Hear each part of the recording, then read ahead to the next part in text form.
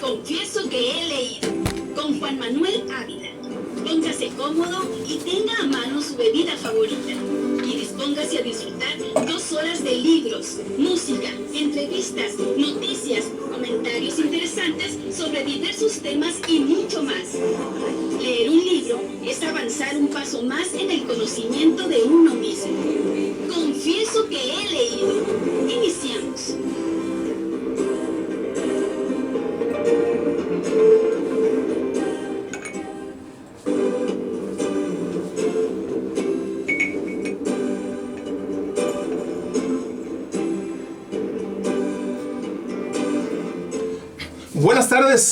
Buenas tardes, son las 7 de la tarde con 4 minutos en punto, en esta bella, cálida, nocturnal, cada vez más fresca, pero siempre cálida, capital del estado de Sonora, Hermosillo. Es un gusto estar con ustedes, todo el equipo aquí de Confieso que he leído, Edna Gabriela, Lupita Martínez, Juan Loaiza, Raúl Villegas y todo el equipo que estamos dispuestos a llevarles hoy el tomo número 73 de Confieso que he leído, jueves 24 de octubre de 2019.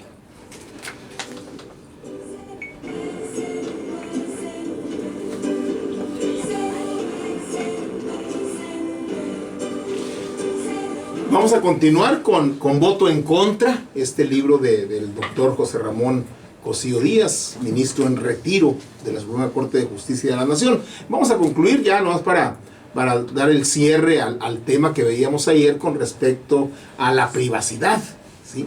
Y vamos a ver otro tema que tiene que ver con la figura del arraigo, la figura de quitarle a alguien su libertad antes de ser declarado culpable. ¿Sí? El arraigo ahorita ya como tal no existe, pero existe la vinculación a proceso con prisión oficiosa. Bueno, vamos a comentar ese tema el día de hoy de voto en contra. Vamos a tener pues la sección de los jueves con Raúl Villegas Martínez, una cucharada de inteligencia financiera. Va a estar con nosotros Melina Rosas, viene, pues esta es la compañera de Ani Torres. Ellas pues ya viene el final del 7º festival de teatro para niños y no tan niños. Ya va la 4ª semana, este domingo hay un cierre ya con los Locos Adams en el Teatro Emiliana de Subeldía, y va a venir Melina Rosas a invitarlo de manera directa, y creo que dijimos que aquí, estando ella, íbamos a rifar de manera directa uno de los boletos a quien llame al 6623-1260-73. Cuando esté aquí Melina, vamos a comentar de esa obra y lo vamos a rifar, no rifar, lo vamos a entregar a quien nos llame al teléfono aquí de cabina de Radio Sol. Y va a estar otra de las jóvenes lectoras de este equipo de mi libro MX, Grecia Margot. Recordarán ustedes que hace algunas semanas, un par de semanas, estuvieron este equipo de moderadoras, de organizadoras de los talleres de lectura, de los clubes, de los clubes de lectura de mi libro MX. Pues ya estuvo el lunes, el martes estuvo Mariana, ella como escritora. El día de ayer pues, estuvo Lisette como booktuber, ¿sí? Y como lectora, ¿sí? Y el día de hoy va a estar Grecia Margot aquí con nosotros como lectora. Vamos a tener la sección para la reflexión y vamos a continuar la música de Eric Clapton. Así es que es un programa hecho con mucho esmero, con mucho cariño, con mucho gusto para todos ustedes. El tomo número 73 de Confieso que he leído.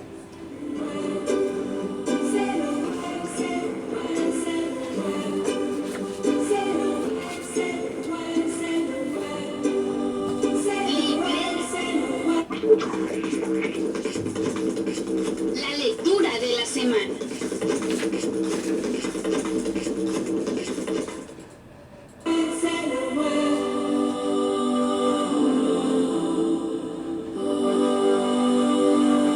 El tema este de la privacidad, y ya ven, hace una introducción el maestro Cosío Díaz acerca del Twitter, acerca de la privacidad, acerca del uso que en las redes sociales se le puede dar a los datos. Y es este tema en el que un artículo del Código de Procedimientos Penales le estaba dando facultades al Ministerio Público, al procurador, para que pudiera geolocalizar un aparato telefónico para seguir investigando, ¿sí? El ministro Cosío Díaz decía, sí, está bien, hay que combatir el crimen, pero no a costa de la privacidad, y no basta con que la autoridad investigadora decida localizar vía la geolocalización que existe con GPS y todo lo demás, un aparato y por consiguiente una persona, sino que debe haber un juez a quien el Ministerio Público, el procurador, tiene que convencer mediante un escrito fundado y motivado, una petición fundada y motivada, para que entonces ya no serían dos autoridades, sería una autoridad persecutoria, ministerial, ejecutiva, como es el procurador, ¿sí? Y una autoridad judicial, como es un juez, ¿sí? Y dice el maestro, siendo sensible a las condiciones políticas y sociales, y en particular a la seguridad del Estado mexicano, no podía construir una justificación general de la medida impugnada, menos aún como una facultad del legislador ordinario, o sea, de las cámaras simplemente. Esta situación podría usarse para explicar una eventual modificación de la propia norma o la declaración de suspensión de garantías o derechos humanos, pero nunca para justificar a una norma que va más allá de los derechos y facultades que la Constitución reconoce. Me pareció que la distinción entre el objeto y la persona para afirmar que no se vulneraban derechos fundamentales no tenía sentido. Recordarán que ayer les comentaba que la ministra ponente había dicho, bueno, es que no se trata de localizar a una persona, sino a un teléfono, o sea, a un objeto, y los objetos no tienen derechos humanos, ¿no? Entonces dice el maestro, hacer esa distinción, ¿sí?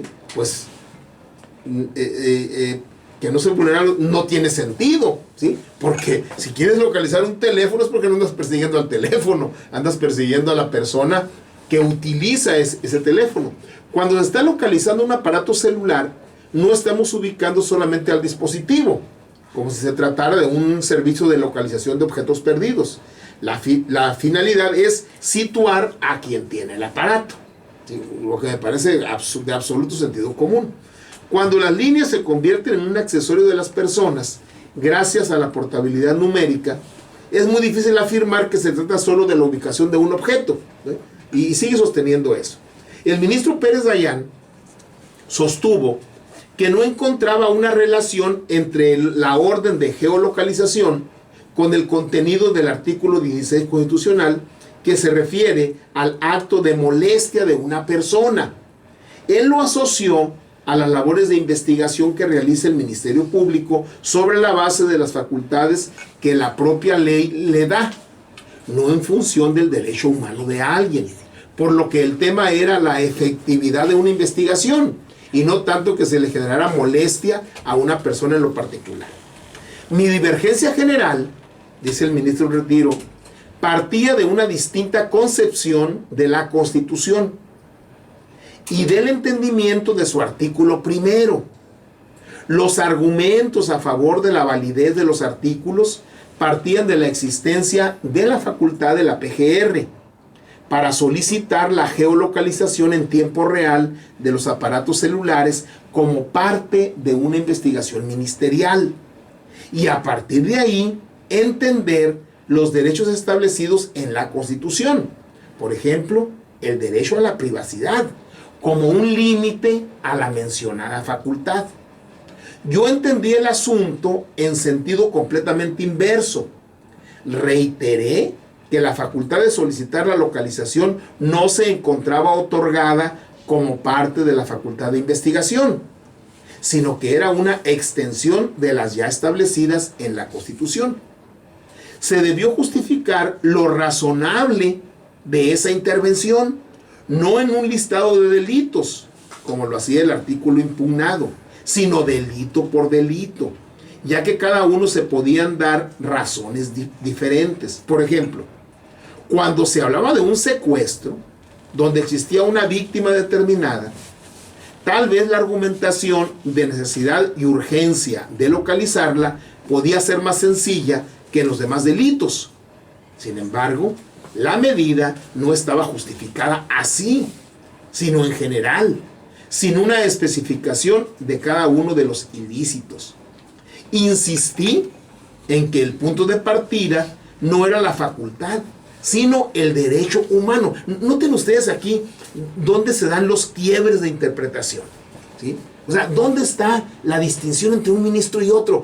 Ambas personas facultadas, con experiencia, con un equipo de asesores, un equipo de proyectistas, un equipo de jurisconsultos, o sea, todo un equipo detrás de cada uno de los ministros, porque la Suprema Corte tiene un presupuesto supermillonario, ¿sí? Que además es necesario, porque en nuestro país la justicia debe de ser gratuita, o sea, nadie se le debe de cobrar, ¿no?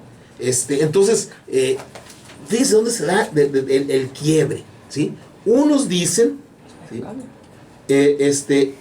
Unos dicen que el punto central, ¿sí?, era la facultad que tiene el MP.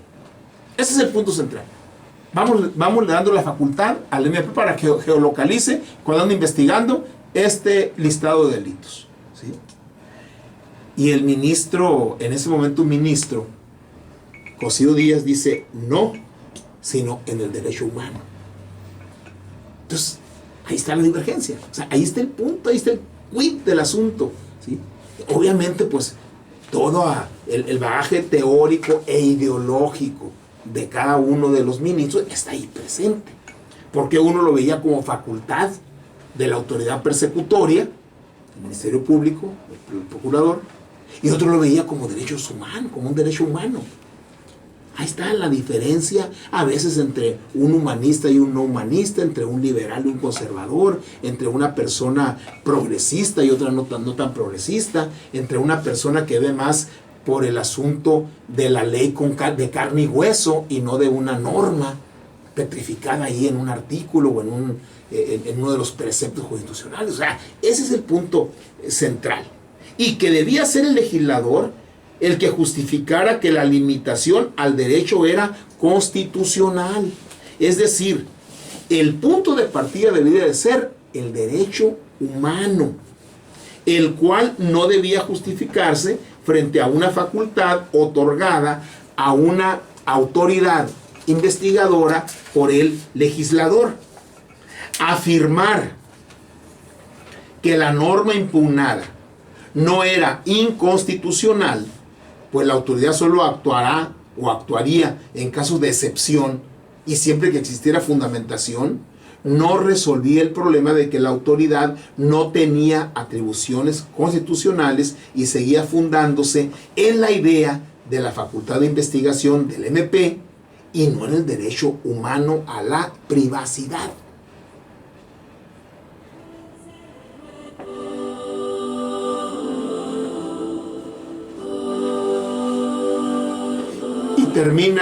Remata con este párrafo el maestro Cosío Díaz en este tema. El punto de partida del análisis debió ser el derecho humano que protege la Constitución y no la facultad de la autoridad. Así, toda medida legislativa es inconstitucional siempre que potencialmente vulnere un derecho y no exista una justificación lo suficientemente fuerte para hacerlo. Ello facilita a la Suprema Corte un control que permita su examen pormenorizado y evite una justificación de un supuesto por otro.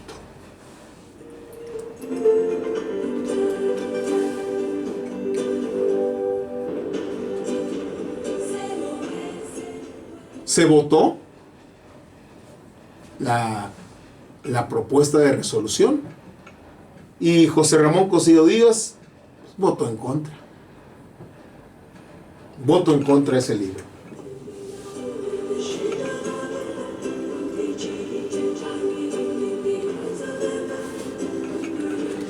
El otro tema es todo un debate, ¿eh? Es todo un debate doctrinario, ¿sí? Y práctico.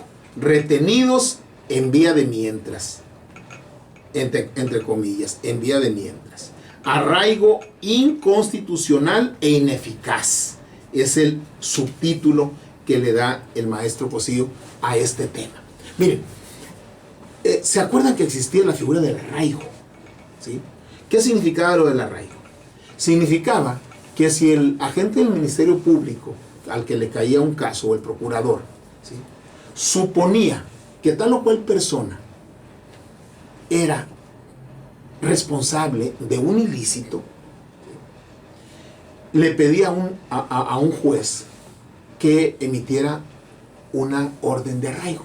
Entonces iban por él, ¿sí?, lo tomaban, lo llevaban a un lugar, generalmente un hotel, ¿sí?, a un hotel, y ahí lo dejaban, custodiado, ¿sí?, 40 días. Mientras el MP investigaba. Por lo pronto ya te privaron de tu libertad, así estés en un hotel. Y bueno, no crean ustedes que eran 5 estrellas, no, ni 6 estrellas, ¿sí? Ya se imaginarán, ¿no? Entonces, fue un gran debate, y es un debate internacional, ¿eh? ¿Por qué? Porque nadie puede, la Constitución dice, nadie puede ser privado de su libertad sino después de haber sido vencido en juicio. Así de sencillo. Nadie puede ser privado de su libertad si no es una resolución de una autoridad judicial, no ministerial, judicial, y después de haberle hecho un juicio. ¿Sí? ¿Qué implica el juicio? El juicio implica que el Ministerio Público investigó, ya trae un conjunto de pruebas, mandan presentar a la persona o la detienen, van ante un juez, el MP le dice al juez, mire, se cometió este delito y yo tengo todas estas pruebas que sustentan, que fundamentan, que argumentan que este individuo cometió ese delito. Obviamente el imputado, en aquel tiempo se le llamaba el indiciado, se tiene que defender y debe tener un abogado. Y si no tiene dinero para pagar un abogado, es obligación del Estado mexicano proveerle un defensor de oficio, pero no puede estar ahí enfrentándose a una autoridad judicial sin defensa. Bueno, entonces se tiene que defender, ¿sí? Tiene que defender y decir, sí, no es cierto, mira esto, mira lo otro, o sí, me declaro culpable, pero no como dice el MP, lo que usted quiera, ¿sí? Y el juez es el que dice la última palabra.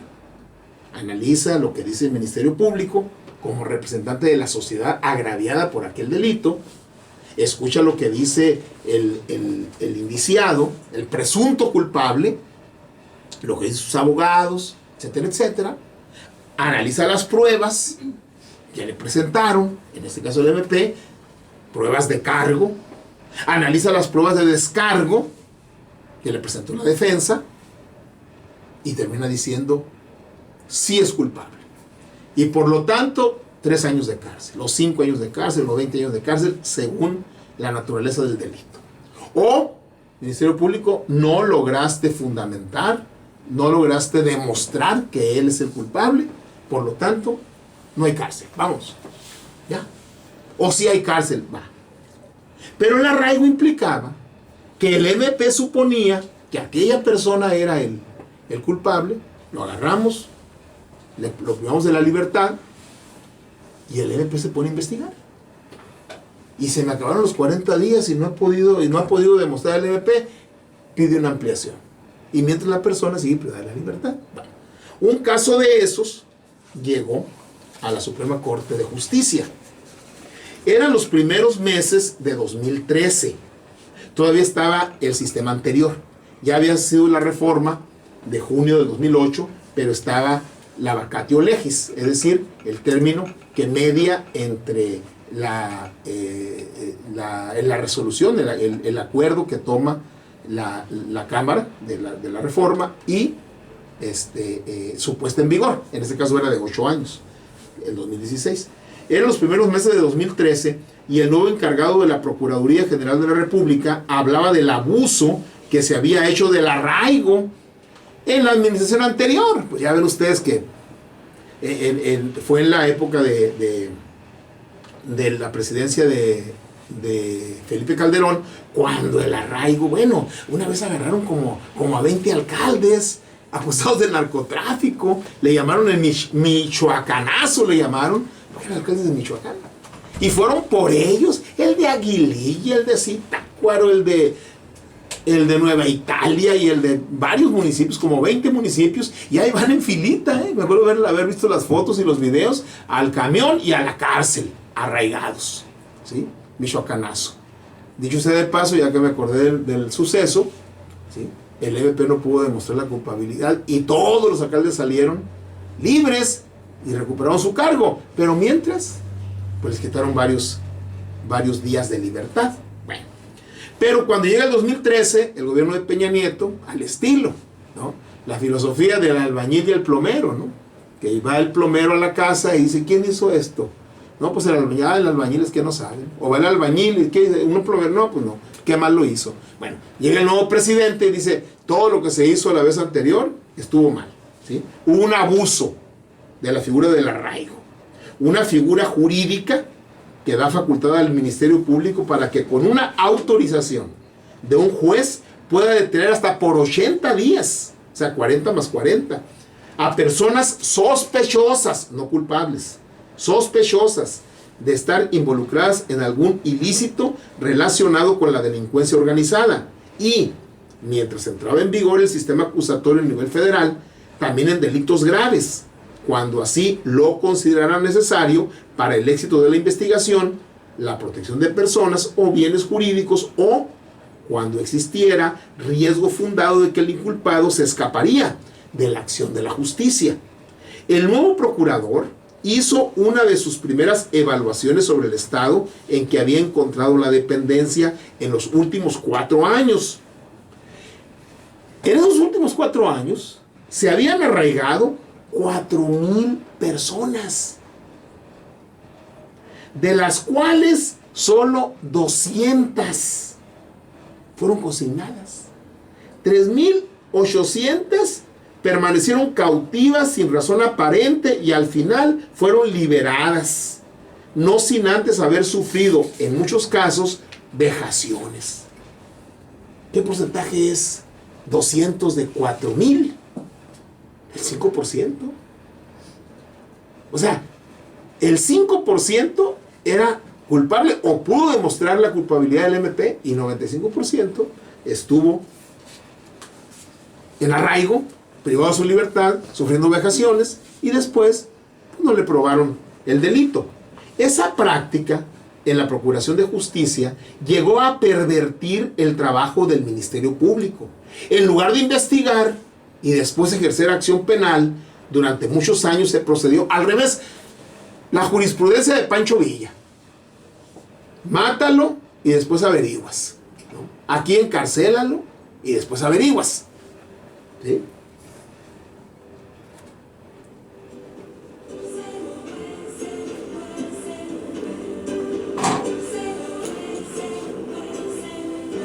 Primero se realizaba el arresto y después se investigaba la participación en actividades delictivas. O mejor dicho, primero se privaba a las personas de su libertad y posteriormente, si había suerte, se le integraba un expediente.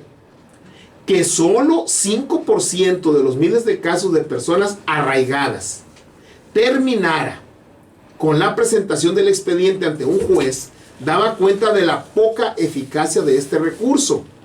Pero eso no fue lo peor. Son numerosos los testimonios de personas que durante el arraigo fueron sometidas a tratos inhumanos, con el objetivo de arrancarles confesiones u obtener información para la investigación de delitos. Después de la reforma penal de 2008, que dio rango constitucional de arraigo, organizaciones internacionales de derechos humanos, académicos y activistas sociales presionaron al Congreso de la Unión para revertir la enmienda y erradicar una práctica que atentaba contra las garantías individuales, la presunción de inocencia y el derecho al debido proceso, ¿sí? atentaba contra las garantías individuales, atentaba contra la presunción de inocencia y atentaba contra el derecho al debido proceso. En abril de 2018, la Cámara de Diputados aprobó un proyecto de decreto por el que se reforma el artículo 16 de la Constitución Federal y se elimina la figura del arraigo. Eso fue en abril del 18. Sin embargo, para que esta reforma llegue a ser parte de la Constitución, aún se requiere su aprobación por parte del Senado y de la mayoría de las legislaturas de los estados y de la Ciudad de México.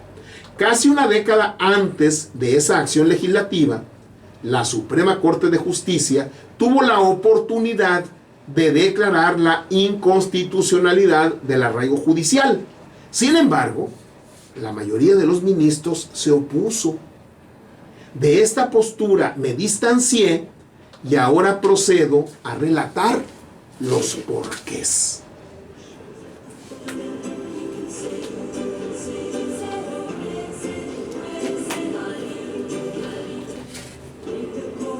Y más adelante vamos a platicar de los porqués. Por qué él se opuso y por qué la mayoría sostuvo que el arraigo no era inconstitucional hasta que una nueva legislatura lo quitó. Pero mientras pues, pasaron a perjudicar a una gran cantidad de personas y la Suprema Corte perdió, según la visión del maestro Cosío y según la visión posterior de la Cámara de los Diputados y de los senadores, perdió la oportunidad de declarar inconstitucional una medida que atentaba contra varios derechos. Tomamos nuestro separador, lo colocamos, vamos a escuchar Laila, de Eric Clapton, ¿sí? Esa Laila, ¿te la sabes, Lupita? Aquella canción viejita. Laila, de Eric Clapton. No, claro que no. Al rato les cuento la historia de Patty Boy, George Harrison, Eric Clapton y la canción Laila. Enseguida volvemos.